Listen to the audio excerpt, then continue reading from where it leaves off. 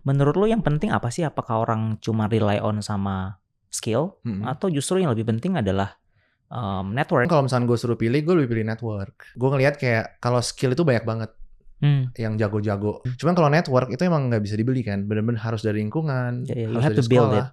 Iya, jadi orang yang punya network lebih bagus, tapi kayak skillnya mungkin nggak sebagus itu malah bisa dapat jobnya. Itu ada yang kontak kita tadi untuk minta kita untuk kerjain satu project mereka. Cuman dia kayak heads up di depan. Kita paymentnya 90 hari ya, bisa nggak? Kayak gitu. Dan kenapa dia nanya itu di awal? Karena ternyata dia udah ditolak sama beberapa vendor lain. Jadi ini kayak emang common problem deh gitu loh. Bahwa company yang mungkin lebih gede, mereka punya cara main untuk TOP-nya kan. Betul. Jadi kita yang mungkin lebih kecil gitu ya, harus nalangin dulu. And then decision-nya?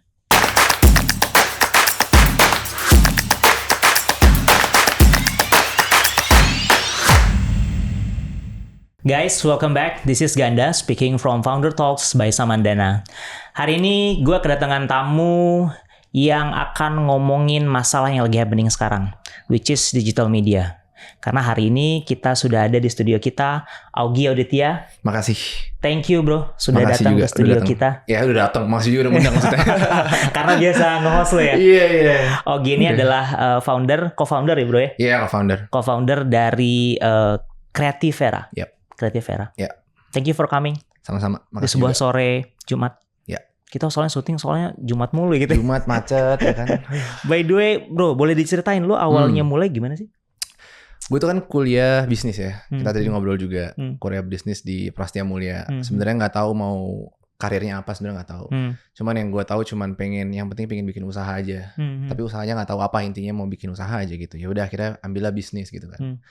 Pas ambil kuliah bisnis kan nyoba-nyoba segala macam usaha kan, gagal segala macam. F&B pernah. Iya, terus di fashion juga pernah. Oke, jauh ya. Lumayan. Kalau di kampus gue dulu kan emang kayak disuruh coba-coba terus kan.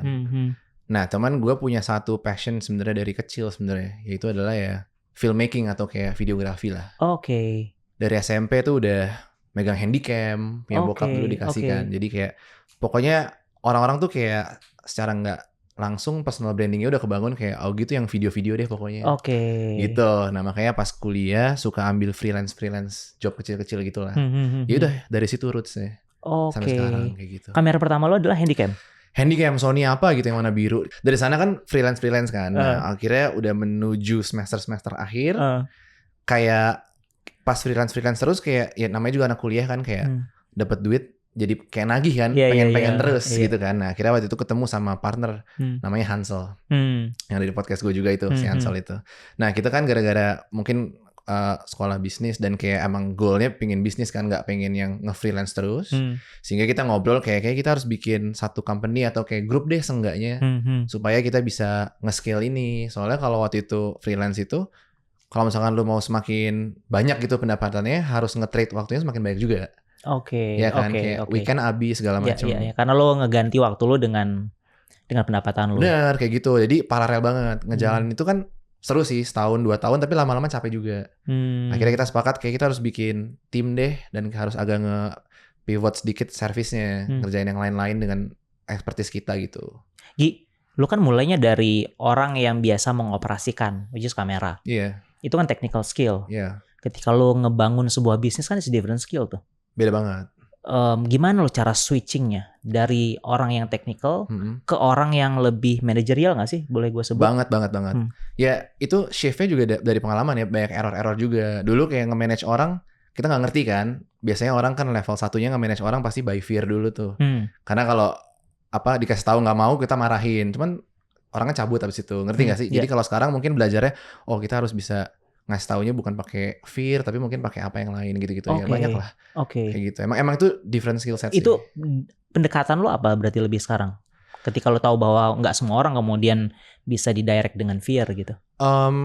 Gue tahu jadi kayak setiap orang itu kan pasti punya personality-nya masing-masing kan. Ya nggak usah yang kompleks-kompleks lah, tapi ada orang tuh yang emang jago di manajerial, sama ada orang yang jago banget di kreatif, sama ada orang yang jago banget di kayak semacam bisnis gitulah. Nah, gue dari awal harus udah bisa ngedefine orangnya ini dia expertise di mana kayak gitu loh. Kayak misalkan gue pribadi, gue tuh sebenarnya orangnya lebih lebih ke bisnis sama ke kreatif sebenarnya. Oke. Makanya kalau misalkan disuruh ngurusin kayak hal-hal yang daily task gitu, pasti kelabakan semua. Oke. Nah, sedangkan partner gue Hansel misalkan, dia tuh kayak jagonya tuh manajerial yang tes harian, terus kayak scheduling segala macam. Tapi kalau entrepreneurialnya mungkin kalah, ngerti nggak?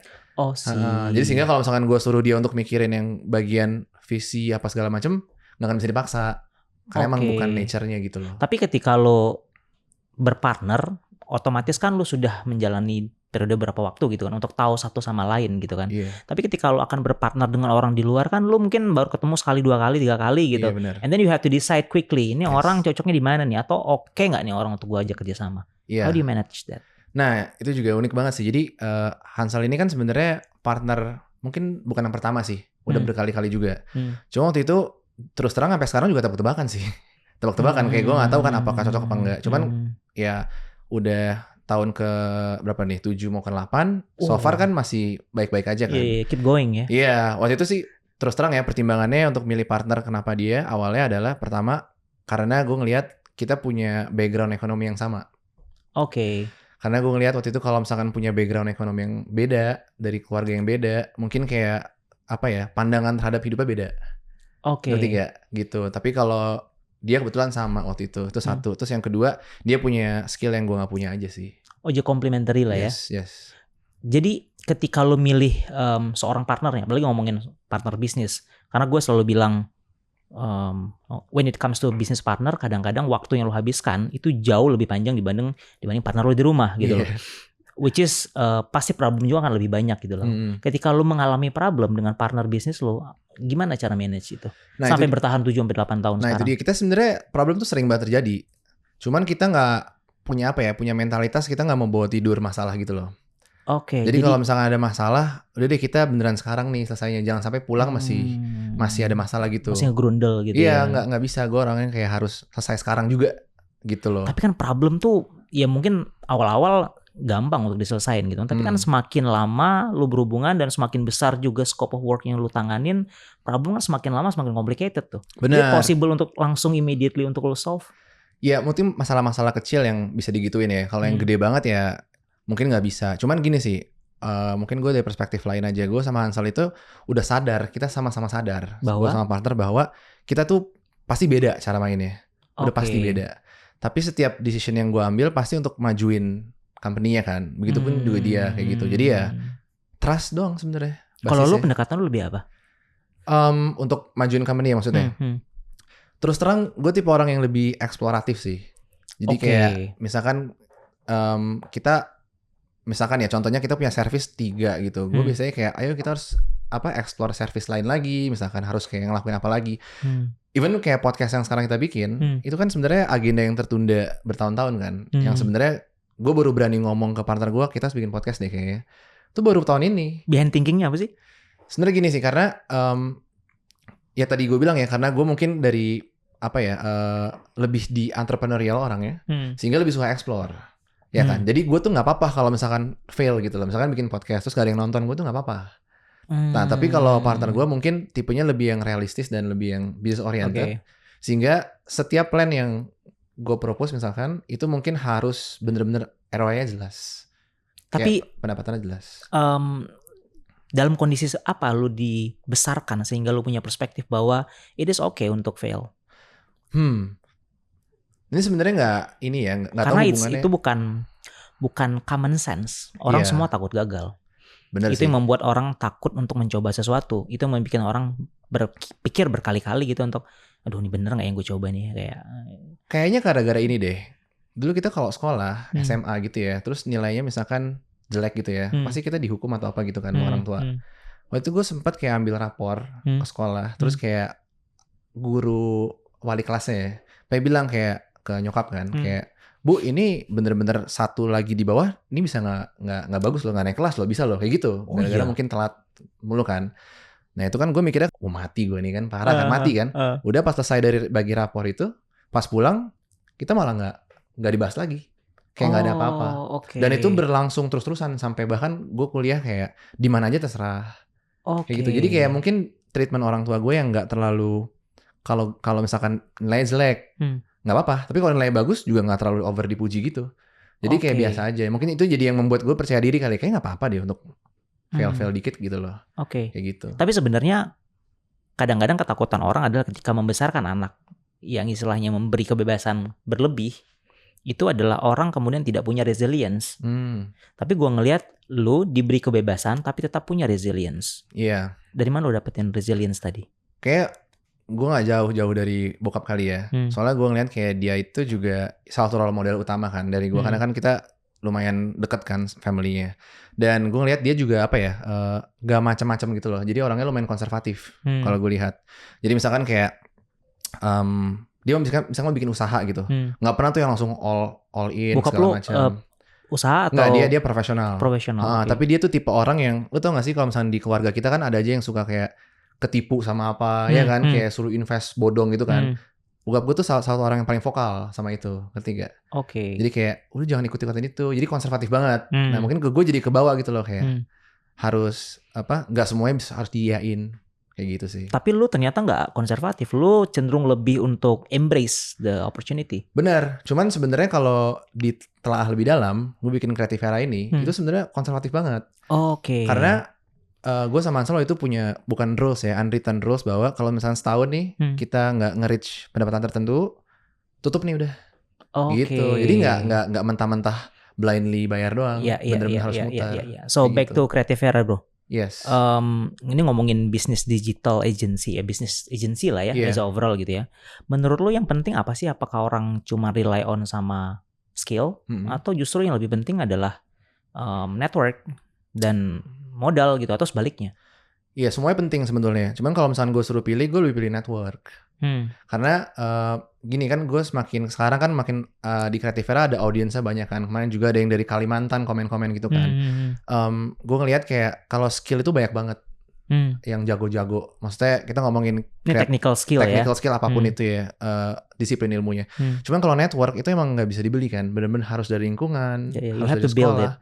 Iya, jadi kadang-kadang nggak fair aja, ngerti nggak sih? Orang yang punya network lebih bagus, tapi kayak skillnya mungkin nggak sebagus itu malah bisa dapat jobnya, ngerti gak? Oke. Nah itu yang gue lihat so far sih kayak gitu. Yang lu lakukan untuk expanding dan nurture that networking?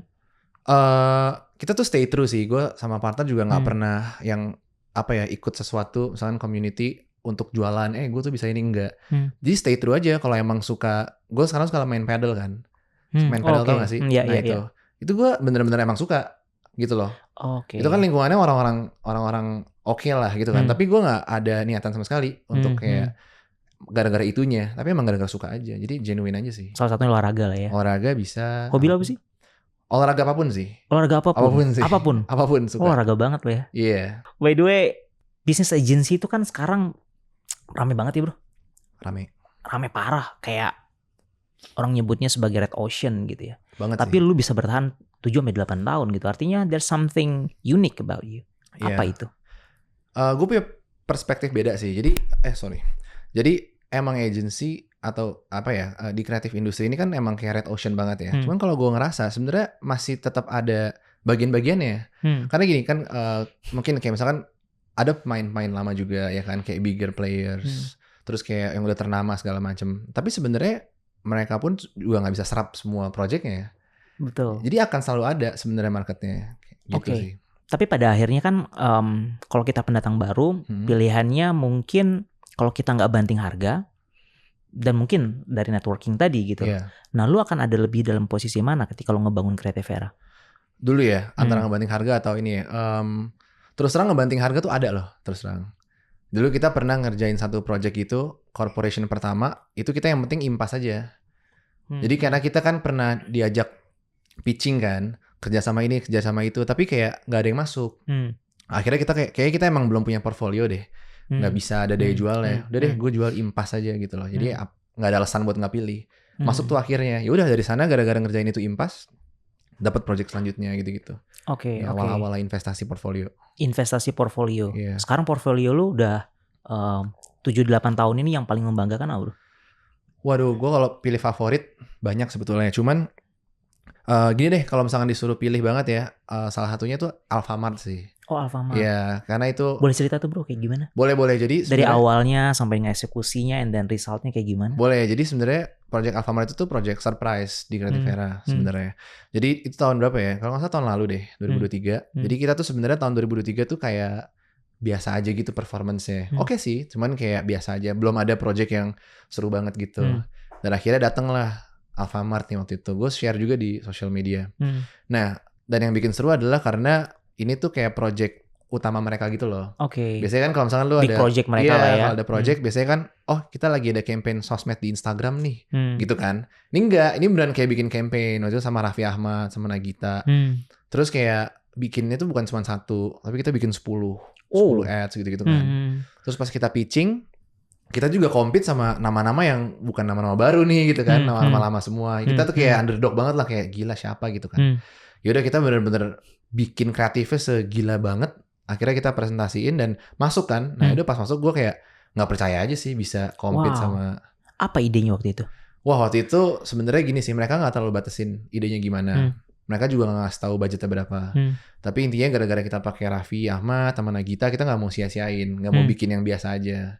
Akhirnya kita inspired by film Mandalorian, kalau tahu Mandalorian Star Wars. Jadi itu dia syuting di studio Unreal Engine gitu. Nah kalau di Unreal Engine itu kan bisa ngasih background set macam-macam kan.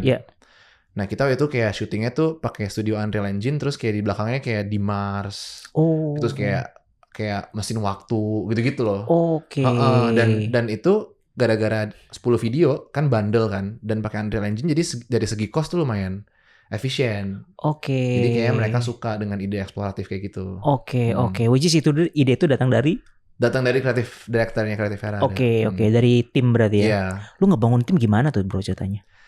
Wah itu trial and error ya. Trial and error dulu, kita berusaha untuk nurture. Jadi kayak udah kita hire misalkan, terus kayak kalau nggak bisa kita ajarin segala macam. Cuman kayaknya sekarang makin cepat kan. Jadi sekarang sih kita prefer untuk kalau hire orang mungkin dia experience-nya udah pernah di agency juga. Sebelumnya kayak ngobrol kayaknya enak nih, cocok nih gitu. Hire. Cuman kan kadang-kadang nggak semua orang passionate di sini kan. Nah kalau sekarang kayaknya gue udah susah sih kalau mau nurture. Jadi untuk role-role tertentu mendingan kayak previous experience-nya harus udah pernah similar. Jadi dia bisa langsung lari gitu. Langsung udah langsung continue aja gitu. Tapi menurut lu kan sebagai leader di Creative Era sekarang. Menurut lo porsinya apakah pemimpin itu baiknya nurturing atau leading the team? Leading the team, bedanya apa sih leading the team sama nurturing? Kalau nurturing itu ada proses, dia harus nurture. Ada proses untuk dia turun, kemudian membimbing.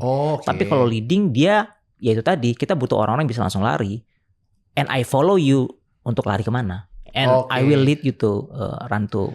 Oke, bagus. Gue sekarang mix kayaknya deh. Kayak mix sekarang. Jadi gini, gue tuh kan kayak tadi kita bilang di awal, berawal dari lapangan banget kan. Jadi bener-bener gak ada yang bisa ngibulin. Pokoknya kita syuting nih segala macam. Terus kayak, gue tahu banget angkanya berapa gitu ya. Iya, bener-bener kayak suka kan. Kamera tuh suka banget. Update lah sama kamera-kamera gitu. Jadi kalau syuting tuh gue selalu di sebelahnya DOP gitu, karena suka banget. Keren gitu loh. Gara-gara tahu lapangan, terus jadi kayak suka ikutan di lapangan kan. Jadi ya menurut gue kalau leader itu tahu kondisi lapangan, dia akan lebih ngerti sih timnya mau apa, gitu-gitu kan. Cuman satu sisi juga nggak bisa terlalu dari bawah juga kan, harus emang ada wibawanya juga buat ngelit gitu sih. Jadi mix sih menurut gue. Biasanya kalau kita mulai dari bawah, mulai dari technical skill, kita tahu tuh detailnya kayak gimana, tahu jenis kameranya apa, tahu harga dan segala macamnya gitu. Tapi ketika seiringnya berjalan waktu kan secara industri juga berubah gitu. Dan kita kan semakin ada di managerial level gitu kan. Dan kita nggak in touch lagi tuh sama proses teknikalnya seperti apa gitu. Otomatis mau se-freak apapun kita sama kamera kah gitu, pasti kita kan ketinggalan juga pada akhirnya. Kita butuh orang-orang baru di situ. Lu ngelihat posisi lu sekarang sebagai orang yang akan fokus untuk level managerial, which is leadership tadi, atau lu akan tetap juga untuk ngeliatin seperti apa detailnya. Karena bisnis lu kan sangat-sangat technical banget. Benar. Which is istilahnya cuan itu ada di merintilin tuh detail-detailnya tadi. So how do you manage that? Sekarang gue orientasinya lebih ke manajerial, jujur, ketimbang yang detail tadi. Cuman karena sekarang juga terus terang gue juga udah nggak bisa keep up gitu loh dengan IT kemajuan. problemnya tuh. Iya udah nggak bisa juga, karena emang harus megang terus kan gitu. Jadi itu sebatas suka aja deh gitu. Karena most of the time kayak misalkan dari satu hari ini 80% juga pasti ngurusin manajerial kan. Ngurusin kayak kita ada sekarang lagi nge-manage data klien-klien yang cancel dari kita tuh kenapa, lagi malah ngurusin data sekarang. Jadi kayak beda lagi yang diperhatiin. Iya. Sekarang lebih ke manajerial. Culture-nya gimana sih kalau di Creative Era? Kita tuh selalu nerapin gini kan, di agency kan kadang-kadang identiknya kayak pulang malam gitu kan, kayak pokoknya begadang gitu kan. Gue sama partner tuh nggak suka sebenarnya kayak gitu, dan gue pun juga udah keluarga kan, ada anak juga, jadi kayak waktu tuh sehari aja udah dikit banget ketemunya. Nah makanya gue juga nge-treat sama ke semua tim di Creative Era gitu loh. Kita tuh nggak suka banget lembur, tapi bukan berarti nggak ada. Ada juga kalau lagi kayak sekarang nih ada aja. Cuman kalau emang nggak ada ya kita nggak, biasanya jam 6 sore tuh udah nggak ngapa-ngapain deh. Harus kayak gitu. Tapi strict ya. Jadi artinya kayak kita nggak datang siang, tapi kayak pagi udah semuanya. Tapi kan problemnya itu kadang-kadang bukan di kita, tapi di kliennya. Betul. Nah itu dia. Untuk role-role kayak client facing, kayaknya udah nggak bisa, harus ditelan. Which is sebenarnya client facing itu kan akan ripple down juga ke tim di belakangnya. Nah ya benar. Jadi gini, kalau di agency kita ini di Creative Era tuh ada 2 tipe project kan. Ada project base gitu. Ada sama yang retainer project gitu. Nah biasanya yang problematik adalah yang retainer kayak gitu. Nah yang bulanan kayak misalnya kita nge-manage social media dia atau 360 gitu kan. Nah itu biasanya PR tuh kayak gitu. Selain itu kan struggle-nya agency adalah biasanya kalau misalnya project udah jalan nih, kan harus bayarin duluan tuh jatuhnya buat ke vendor-vendor. Sedangkan kalau kita dengan brand, let's say mereka kan punya terms of payment masing-masing tuh. Nggak mungkin langsung project jalan langsung dibayar kan. Ada terms-nya sendiri di situ. Gimana cara lo handle itu? Nah itu susah sih. Itu terus terang masalah itu baru ada sekarang. Tahun-tahun ini. Masalah cash flow kan. Jadi karena gini, kita kan biasanya mau DP kan. Di DP baru mau kerja. Cuman menurut pengalaman gue tuh susah banget. Susah banget buat brand-brand. Kayak hari ini misalkan. Bener-bener hari ini. Itu ada yang kontak kita tadi. Kontak AE ya. Untuk minta kita untuk kerjain satu project mereka. Cuman dia kayak heads up di depan. Kita paymentnya 90 hari ya. Bisa nggak? Kayak gitu. Soalnya modalnya lumayan gede kan. Kayak ada meta ads gitu-gitu. Dan kenapa dia nanya itu di awal? Karena ternyata dia udah ditolak sama beberapa vendor lain. Jadi ini kayak emang common problem deh gitu loh. Bahwa company yang mungkin lebih gede, mereka punya cara main untuk TOP-nya kan. Betul. Jadi kita yang mungkin lebih kecil gitu ya, harus nalangin dulu. And then decision-nya? Kita tuh nggak pernah nolak kayak gitu-gituan sih terus terang. Makanya jalan. Kita cuma 2. Makanya gue sama Ansel tuh tipe-tipe orang yang jarang buat withdraw money. Kayak dividen gitu, jarang banget. Serius. Jadi kita kayak kan digaji kan. Tapi kan biasanya kalau pengusaha withdraw dividen gitu-gitu kan. Itu jarang banget. Jadi apapun keuntungannya itu kemudian di plot back lagi. Kita taruh di sana. Selama nggak nombok ya. Jadi kayak untuk nalangin project lain. Nah gongnya itu adalah ya kalau nggak salah 3 bulan lalu. Itu gong banget. Karena kita udah nabung nih. Untuk skala kita udah lumayan tuh bisa nabung banyak. Terus masih kurang juga. Akhirnya kita harus sampai loan. Oke. Gitu. Selain pinjem apa sih worst experience lo ngebangun Creative Era? Gue nggak tahu apa kalau sebagai one of the worst gitu. Ada yang lebih. Karena kita loannya kan produktif ya, kayak bridging loan, bukan loan untuk kayak expand gitu. Kayaknya kita ini sih karena kita tuh ngejalanin Creative Era tuh based on feeling banget. Based on feeling. Iya, jadi gini. Kadang-kadang kan orang kayak orangnya ada yang textbook banget kan, nggak ada kontrak, gue nggak jalan gitu kan. Kita tuh nggak. Jadi kalau misalkan nggak ada kontrak, oke deh, coba kita audit dulu deh manajernya gitu kan. Atau nggak SPK bisa keluar nggak, gitu-gitu. Itu kelemahan kita juga. Makanya gara-gara behavior kita yang kayak gitu, kita pernah ketipu juga. 2 kali ketipunya. Kayak gitu. Kita pernah cerita juga tuh di podcast waktu itu. Kayak gitulah intinya. Boleh cerita nggak apa tuh? Itu kita ada salah satu project gitu ya. Perusahaannya dari Korea gitu. Terus kayak intinya project itu long term lah. Kayak 4 tahun gitu. Dari segi revenue-nya lumayan banget tuh, besar segala macam kan. Sehingga kita udah ego kan. Wah mau bisa jadi nih gitu. Iya, dan terus mungkin kayak kliennya dari luar negeri kan. Sebenarnya orang sini sih, cuman dia kayak orang Korea gitu. Jadi kayak wah terpercaya nih kayaknya. Dan semua WhatsApp udah ada tuh segala macam. Akhirnya kita modalin tuh. Kita ngirim equipment waktu itu dari India kan. Karena equipmentnya nggak ada di Indonesia. Udah lagi dikirim segala macam, tiba-tiba dia cancel. Ya dia cancelnya ya sepihak gitu kan. Ya udah rugi, mau nggak bisa apa-apain lagi. Kayak gitu. Wow. Yang kedua? Oke, yang kedua sebenarnya gini. Atau lu nggak mau cerita? Nggak apa. Itu ada kayak brand gitu ya, minuman. Lu bisa temuin sih sebenarnya di supermarket segala macam. Dan ini sebenarnya gara-gara nggak ada kontrak juga. Jadi kita klien social media gitu, kita kerjain, udah deliver, tapi dia nggak terima hasilnya. Padahal itu adalah apa ya, kayak semacam udah sesuai banget sama mood board yang kita bikin, sama plan kita udah perfect banget. Cuman kayak mungkin decision maker banyak, suruh ganti lagi, kita nggak mau dong. Yaudah akhirnya putusannya udah kita nggak bayar deh kayak gitu. Gue tertarik sama poin lo, when you doing business lo tuh merhatiin banget masalah feeling. Iya. Feelingnya enak nih, kayaknya oke nih gitu ya. Lu masih melakukan hal itu sampai sekarang atau lu kemudian berubah perspektif? Sekarang ya, jujur masih sih. Masih kayak gitu sekarang, pakai feeling. Apakah itu kemudian ngasih lo benefit lebih? Kayaknya karena when it come to business definitely seharusnya tidak menggunakan feeling. Benar. Sebenarnya apa ya, feelingnya juga tergantung ya. Kita, maksud gue tuh feelingnya lebih yang kayak kalau misalnya ada project-project yang mungkin kayak term of paymentnya agak-agak kurang bersahabat gitu ya, itu feelingnya lebih ke sana. Jadi kayak scam nggak ya gitu loh. Ngerti nggak sih? Atau kayak on time nggak ya bayarnya? Lebih kayak gitu-gitu feelingnya. Cuma kalau feelingnya lebih beresiko sih nggak, lebih ke situ sih. Ketika hire orang, lu lebih feeling atau lebih ke apa judgment model lo untuk hire orang? Gue sampai sekarang masih belum bisa solve misteri itu sih untuk hire orang. Karena gue bukan backgroundnya psikologi. Siapa yang lebih jago untuk hiring orang? Partner gue sih lumayan lebih jago dari gue sih untuk itu. Tapi gue pun kan juga interview kan. Tapi kita nggak pernah gini. Kita pernah interview orang, terus bagus banget on paper. Tapi pas sudah masuk juga, waduh ternyata kacau. Pernah juga kayak gitu. Flop juga. Pernah. Bener-bener kacau itu sampai nge-scam itu loh, kayak nyuri laptop gitu beneran. Jadi nggak ketebak aja sih. Bikin gue kayak, wah gue harus pakai teori apa lagi karena semuanya udah checklist. Gitu. Makanya sekarang lebih ke apa namanya, vibe check aja. Jadi kalau misalkan ngobrol nih kayak kita enak gini, nih gitu. Udah, terus kayak suka musik apa gitu kan, terus kayak hobinya apa kita dulu tanya. Jadi kayak gue ngecek vibe-nya aja kayak, oh orangnya gini gitu kan. Kayak gitu-gitu sih. Tapi kalau ini mungkin hampir pertanyaan ke guest podcast kita gitu. When it comes to hiring itu pendekatannya apakah lebih ke vibe atau lebih ke orang kan ada juga yang model kayak lu checklist misalnya tes apa gitu. Jadi benar-benar in written semuanya, atau memang yang kayaknya coba aja gitu, kayak istilah lu tadi, coba aja dulu, kalau misalnya nggak berhasil ya and then fail and then selesai gitu loh. Iya. Kita tergantung. Karena di Creative Era ini kan ada kita bagi itu jadi 3 kalau boleh share. Jadi yang pertama tuh kita ada fulfillment team. Itu tuh isinya benar technicians. Jadi orang-orang yang ke lapangan, yang desain, yang animator gitu-gitu. Kita bilang fulfillment. Yang kedua itu ada managerial atau bizdev gitu ya. Sama yang ketiga itu kreatif.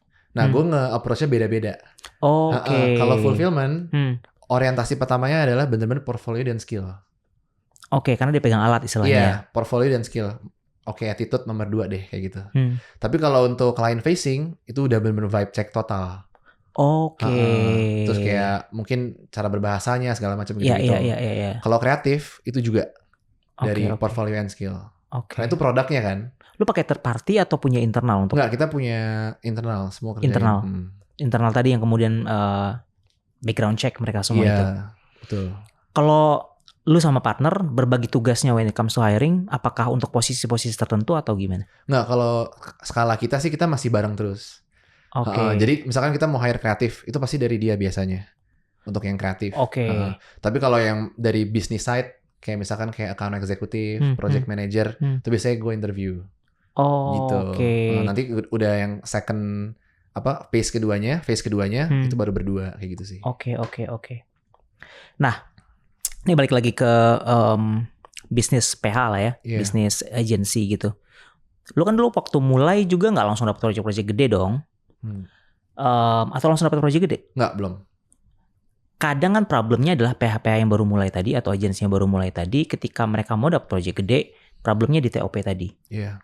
Menurut lu nih, kalau teman-teman di luar sana mungkin yang baru mulai bikin agency gitu, any input tips buat mereka, gimana sih nge-handle ketika mereka mau pegang project gede gitu, and then problemnya masalah TOP? Nah itu sebenarnya susah ya, itu balik lagi ke network ya. Jadi gini, sebenarnya kan semua tuh pasti ada solutionnya kan. misalkan kita belum punya modal ya untuk nalangin TOP itu kan. Solusinya bener cuma 2 kalau menurut gue, ya nggak ngerjain atau enggak ya beneran mau nggak mau modalin, ya kan? Nggak ada lagi soalnya. Modalinnya pakai loan udah pasti. Nah cuman loan itu kan nggak segampang itu kan. Misalkan ke bank nggak segampang itu.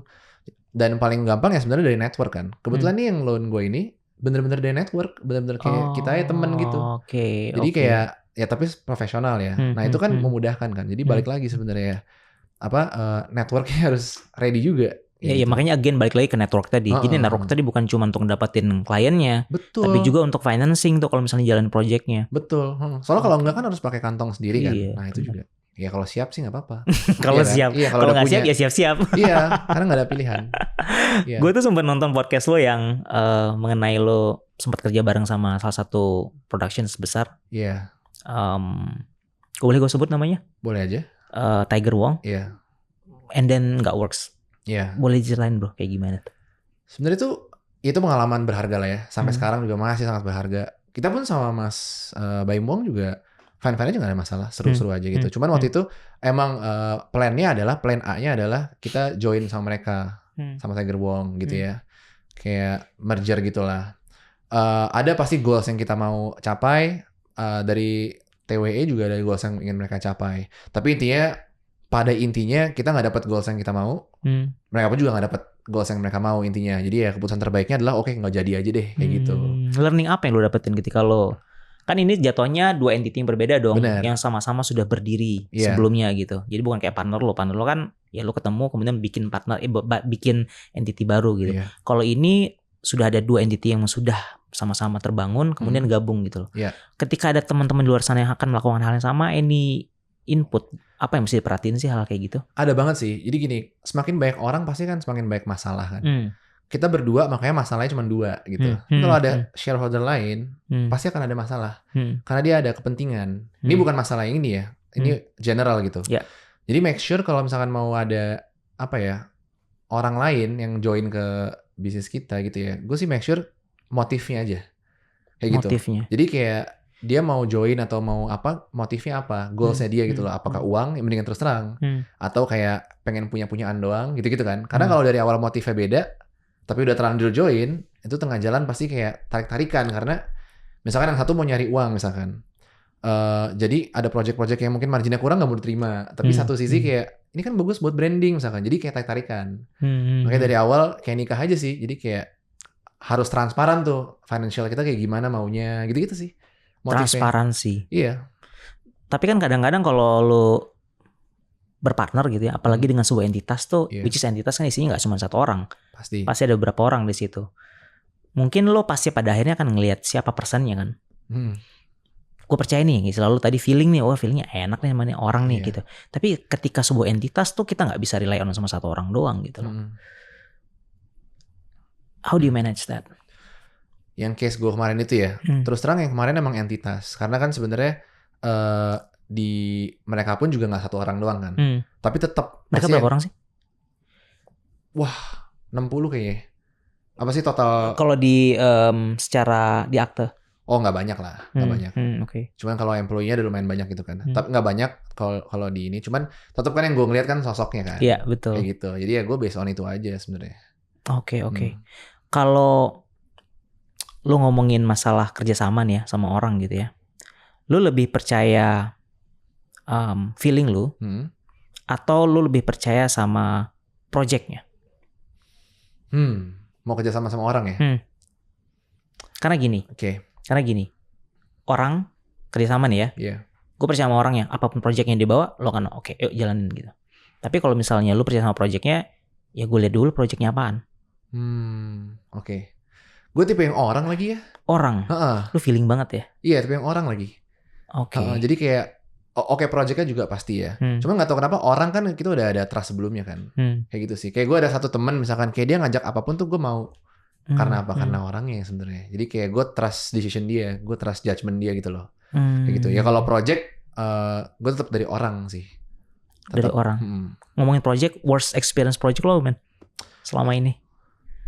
Sebenarnya worst apa ya? Ya kalau worst ya inilah ya yang rugi lah. Ya pasti yang rugi lah. Itu kalau worstnya.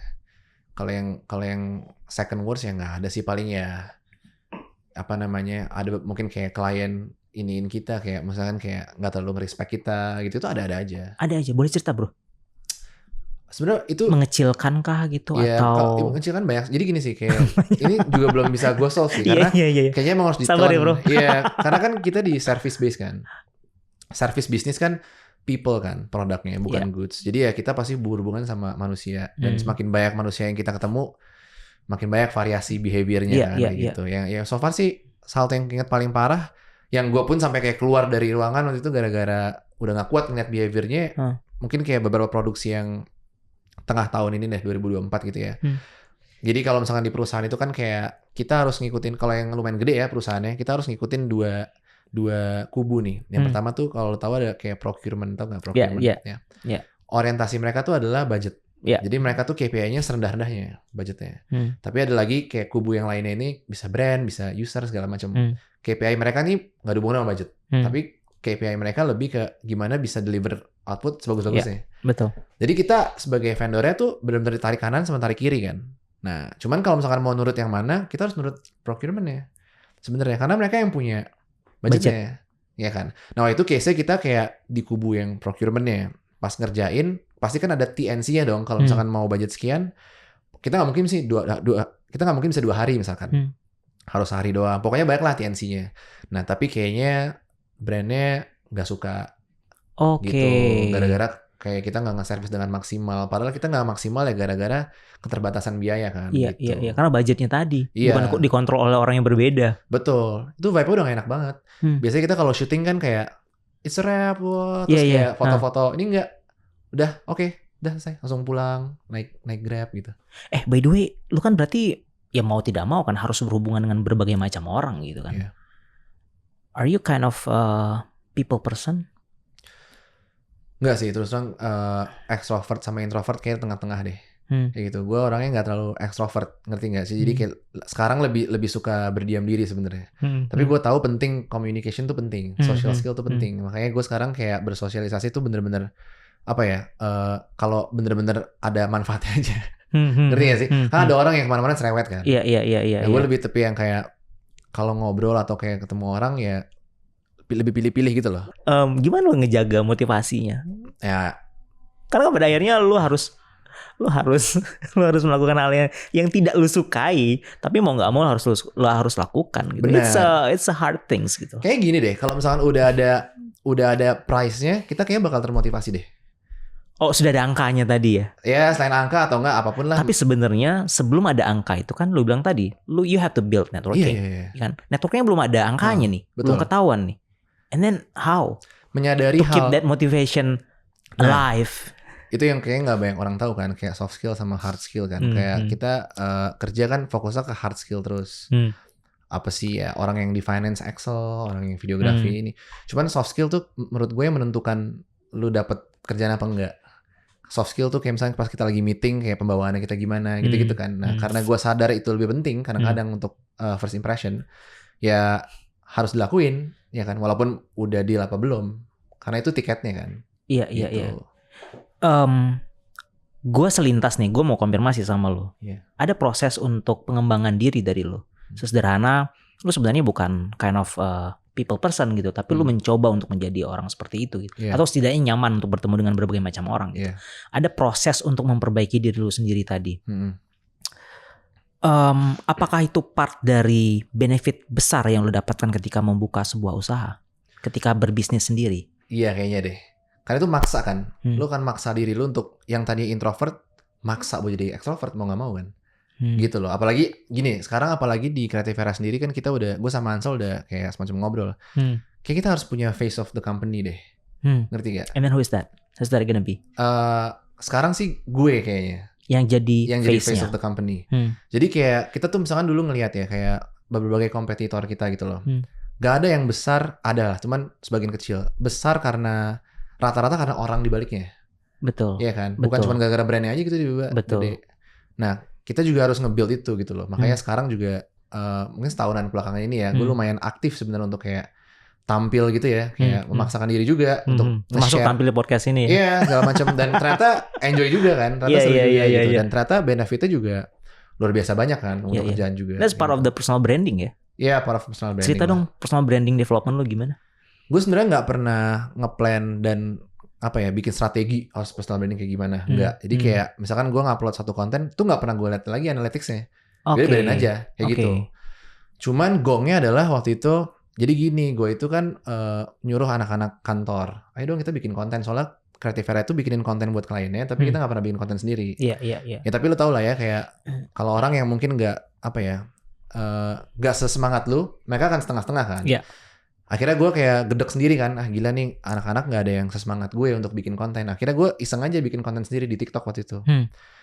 Wah itu bener gila banget. Maksudnya kayak banyak banget yang lihat ternyata. Viewsnya 2 juta, 3 juta gitu-gitu kan.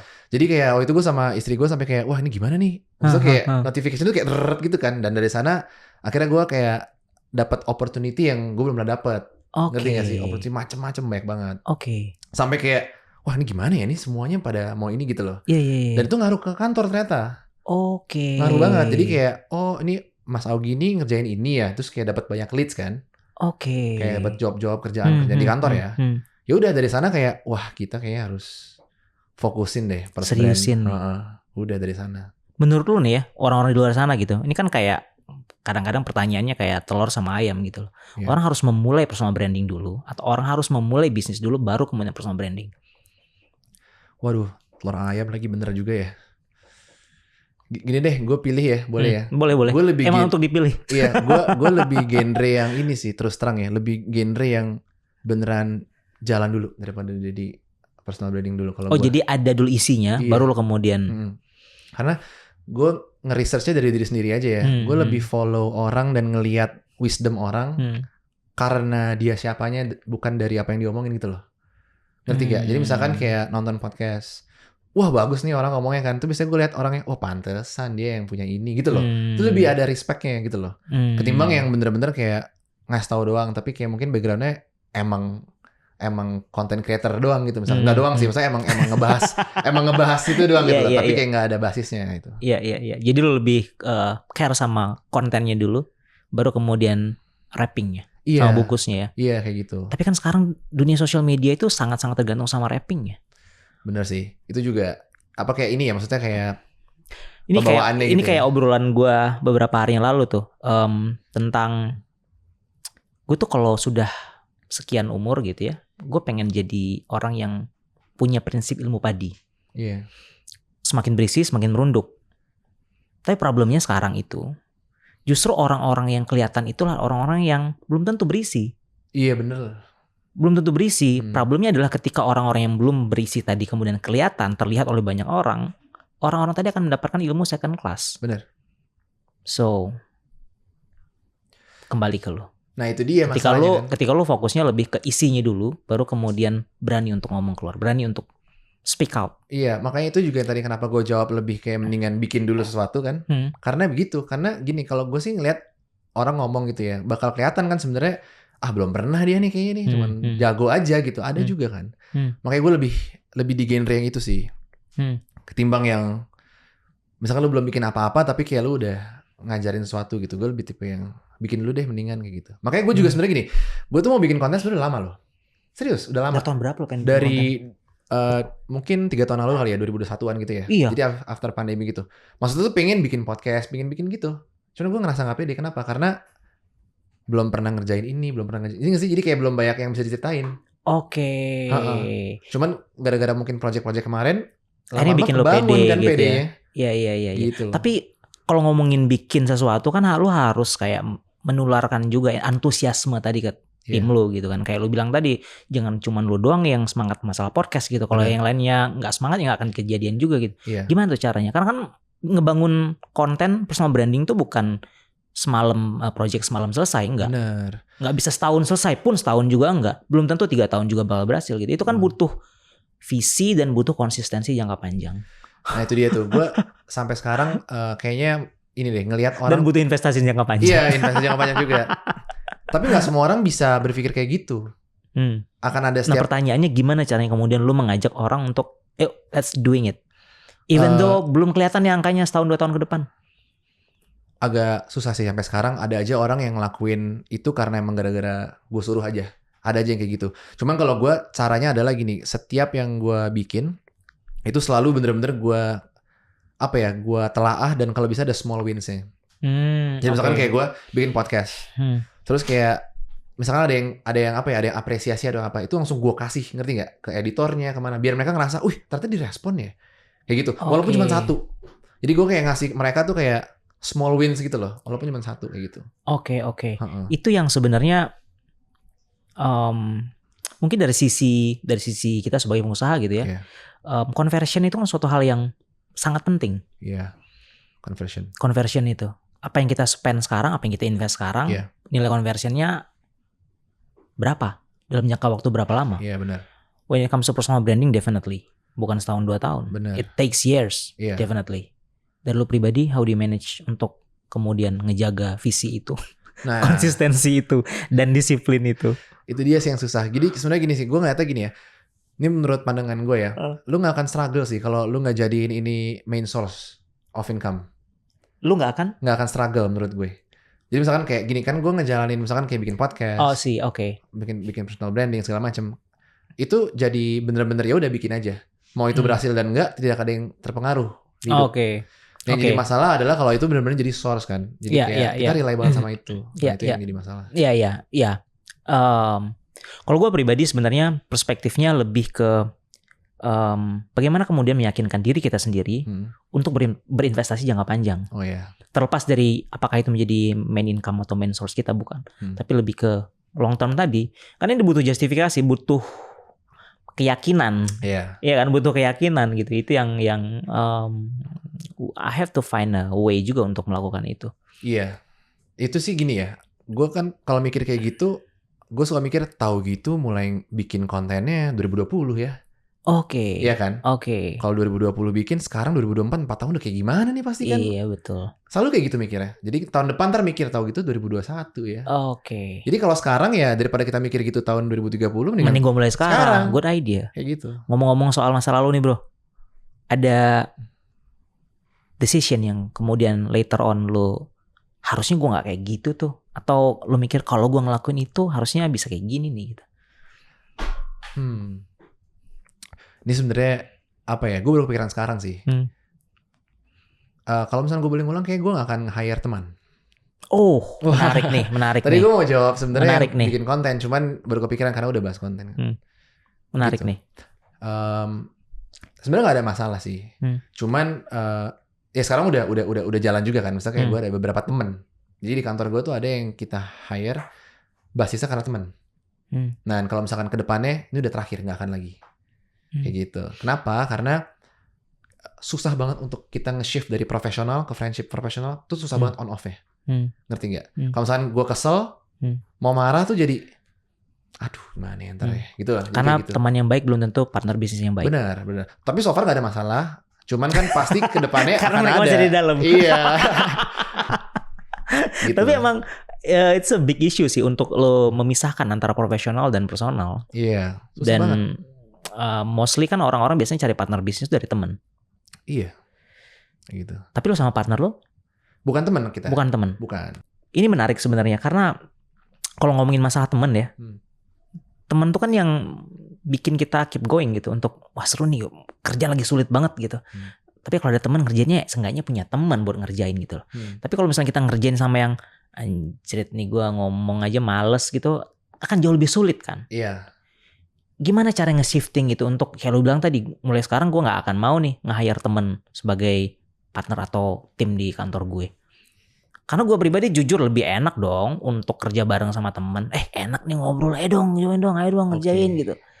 When it comes to doing tough things, ya lebih enjoy lah sama temen. Betul. Cuman kalau misalkan flat happy terus kan.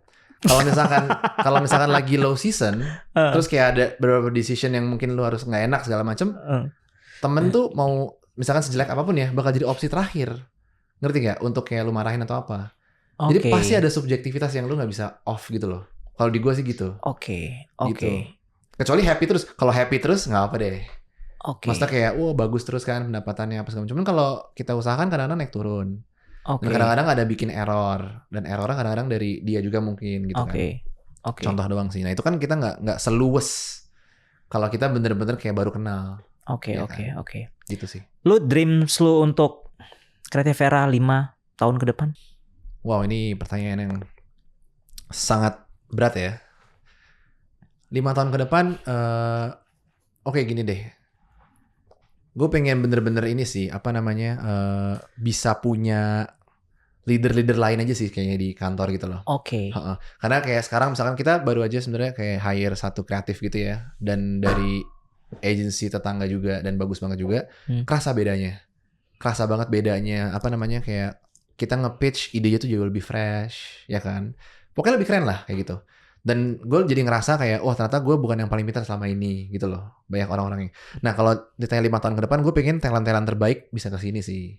Oke. Kayak gitu. Jadi kayak nggak selalu apa ya dependent sama gue gitu loh. Nah talent nih, ini menarik nih talent. Lu kan orang kreatif ya. Kapan lu kemudian melihat bahwa seorang talent itu kreatif enough gitu untuk mengerjakan sesuatu atau punya role di perusahaan lu? Gini, kreatif itu nggak selalu otak kanan kan. Nggak selalu otak kanan. Jadi gini, kreatif Menarik itu nih. kan misalnya kita mikir kreatif itu oke lah, artnya bagus, meledak segala macam gitu kan. Cuma kalau di kita itu tetap kreatif yang bisa ada output apa ya, bisa ada result yang bagus kan, kayak tetap data driven gitu loh. Jadi kreatifnya harus bener-bener apa ya, di intersection antara kreatif sama ngerti bisnis juga. Kayak gitu. Oke. Misalnya kita bikin konsep kan, mau commercial sekeren apapun, tetap harus ada basisnya kan. Basis research-nya, basis kayak audience-nya, itu kan mempengaruhi kita bikin treatment-nya kayak gimana kan. Kayak gitu sih. Nah kalau gue ngeliat talent-talent yang bagus adalah yang bisa punya balance itu. Problem kita adalah kita tuh dibesarkan menjadi seorang spesialis. Kalau yang lu sebutin barusan itu multiple, atau orang nyebutnya punya beberapa expertise. Bisnis dan juga kreatif gitu. Betul. Itu kan bertolak belakang gitu. Bener. Lu nyarinya di mana kayak gitu? Nah itu susah, makanya kadang-kadang makanya di kantor itu gue pribadi yang lebih suka ngasih batasan, ya kan. Jadi kayak misalkan kita ada kreatif director gitu bikin ide, tapi biasanya gue sama partner juga yang ngasih batasan, ini nggak bisa dieksekusi nih kayak gini dari segi biaya misalkan, atau kayak audiensnya kayak nggak cocok deh kayak begini gitu-gitu sih. Cuman kalau yang basic-basic kan harusnya bisa kan, kayak market research gitu-gitu dikawinin sama kreatif harusnya sih bisa. Oke. Mungkin kita balik ke teman-teman yang nonton dan dengerin podcast kita ya. Boleh. Mostly kan mereka punya mimpi untuk bikin usaha sendiri. Pengen kayak Augie nih gue gitu. Buat orang-orang yang punya mimpi besar itu apa yang mereka mesti lakukan? Nih kocaknya tuh gini loh, gue tuh nggak terlalu punya gini, dari dulu tuh nggak terlalu punya mimpi, ngerti gak sih? Mimpi yang kayak mau jadi. Makanya tadi pas lu tanya mau 5 tahun kayak gimana, gue bener kayak gimana ya gitu loh. Lu bukan orang yang berplanning gitu? Terus terang enggak sih. Kayak orang ya embrace aja gitu. Iya, jadi kalau misalkan kayak 5 tahun lagi ya apa angan-angan bego gitu ada. Cuman dari dulu tuh selalu kayak udah fokusnya bener-bener yang sebulan ke depan dulu ngapain deh kayak gitu loh. Dan ternyata kalau misalkan kalau gue ya cara mikirnya kayak gitu sama partner. Jadi udah pokoknya kita do the best bener-bener hari ini aja, hari ini. Nggak kerasa 3 tahun aja kan. Pas 3 tahun kita look back, wah gila ternyata kita udah jauh juga ya jalannya gitu loh. Oke. Karena menurut gue tuh kayak anak tangganya lumayan, dots-nya tuh lumayan nge-connect, ngerti nggak? Kayak misalnya kita kemarin ngerjain yang gue bilang alpha kan. Itu nggak mungkin kita dapetin di day one kan. Pasti kalau di trace lagi nih, gara-gara pernah ngerjain project yang apa, terus lebih kecil lagi. Jadi apa namanya, fokusnya lebih ke apa ya, micro moments gitu loh. Oke, gitu jadi lebih fokusnya sekarang aja nih, lo apa yang ada di depan mata gitu. Fokus untuk ngebangun momentum. Iya, kayak gitu betul. Fokus untuk ngebangun momentum. Problemnya adalah dengan ngebangun momentum tadi, lu butuh konsistensi. Betul banget. Gimana cara ngebangun dan menata konsistensi? Nah itu dia sih, disiplin gitu kan konsistensi kita. Itu maksud saya sih, gue pribadi juga itu sangat apply di content creation sebenarnya. Kayak podcast gitu kan salah satu contoh gampang untuk konsistensi kan. Betul. Nah itu baik lagi sih, kita harus ngerimain kita terus terhadap goalsnya bahwa ini nggak short term kayak gitu kan, ini long term gitu loh. Dan kalau gue mental hack ke diri sendiri ya kan, gue nggak tahu orang di kantor beda-beda cara pikirnya. Tapi mereka cenderung nge-follow apa yang gue ikutin, apa yang gue kerjain kan. Gue nge-hack diri guanya adalah gue harus punya small wins. Ngerti small wins every day gitu ya. Jadi misalkan kayak gue bikin, anggaplah podcast gitu yang paling simpel dulu gitu. Oke, yang lihat misalkan 1.000 nggak apa. Yang penting bulan lalu 500 gitu loh. Ada naik kan? Ada progresnya. Iya, small wins is okay gitu loh. Karena gue yakin kayak ada beberapa apa ya level nanti yang akan compound gitu loh. Oke. Oke, jadi selama lo tetap melakukannya, pada satu titik lo akan berkembang juga. Iya, pokoknya as long ada progress, gue akan go terus. Selama ada progress. Iya. Pertanyaan terakhir bro. Sure. Boleh di-share nggak tips dari seorang Ogi untuk punya kreativitas dan keberanian dalam memulai usaha? Nah, kalau kreativitas gue jawabnya gini deh. Sebenarnya gue juga bukan orang yang terlalu kreatif juga gitu, nggak ngeklaim juga kayak gitu. Tapi kalau yang gue rasakan karena mungkin dipacu ya untuk kayak bikin pitch ABC segala macem, jadi gue tuh ngerasa relate-nya adalah dari konsumsi.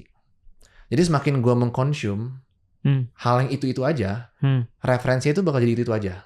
Oke. Tapi kalau misalkan kayak kita konsumnya tuh bener-bener apapun gitu ya, itu bener-bener jadi makin kaya. Jadi gue kan misalkan kayak sama istri gue di rumah kayak nonton film. Apaan nih film gak jelas gitu kan. Tonton aja. Ternyata dapet ide angle atau ide plot cerita gitu loh. Dan itu kayak udah ke-save aja di otak gitu loh. Nah jadi kayak kita harus perbanyak sampel. Itu menurut gue untuk bisa dapetin input peluru kreatif sih. Oke. Kayak gitu. Jadi lebih kayak lu nyoba misal makanan, berbagai macam makanan lu cobain. Buku, berbagai macam buku. Iya benar. Pertanyaan kedua yang terakhir deh kalau gitu. Nambah ya satu ya. Boleh. Share satu buku dong atau satu film yang beri impact buat lo. Satu aja. Wah kalau buku gue lumayan banyak sih ya sebenarnya. 3 deh kalau gitu. Nawar lagi gue. Film deh. Gini kalau film tuh gue suka ini sih. Gue tuh suka non fiction. Oh non fiction. Jadi gini gue buku, film. Lu suka buku apa? Gue suka buku yang tentang apa ya? Yang tentang bisa di-apply psikologi gitu. Tapi gue cari yang bisa di-apply langsung. Oke. Kayak gitu. Terus misalkan buku tentang duit yang bisa di-apply langsung. Jadi gue gak suka yang terlalu kayak teori-teori gitu. Jadi ada banyak sebenarnya. Kalau film gue lebih suka yang non fiction juga. Jadi yang true story gitu loh. Karena kalau fiction gue kayak apa ya? Kayak nggak based on true story, kayak nggak kena nggak dapet aja gitu. feel-nya. Captain Sharing Phillips dong. gue suka. Captain Phillips. Yeah. Oh Captain Phillips. Oke. Yeah. Film ya. Yeah. Buku ya. Aduh apa ya? Atomic salah satunya yang paling bagus juga. Tahu nggak? Atomic Habits. Iya itu salah satunya juga. Terus James Clear. Iya itu bagus juga. Apalagi ya? Gue lupa nama bukunya apa, tapi pokoknya cara negosiasi gitulah. Gi, thank you banget ya Gi ngobrol-ngobrolnya di sebuah sore Jumat ini. Happy to be here. Thank you so much teman-teman. Gue belajar tentang konsistensi, gue belajar tentang disiplin, dan gue belajar tentang personal branding. Start now, itu doang mantranya. Thank you guys for watching. Jangan lupa subscribe, likes, dan comment. This is my first time to ngomong ini. Thank you, this is Ganda speaking from Founder Talks by Samandana.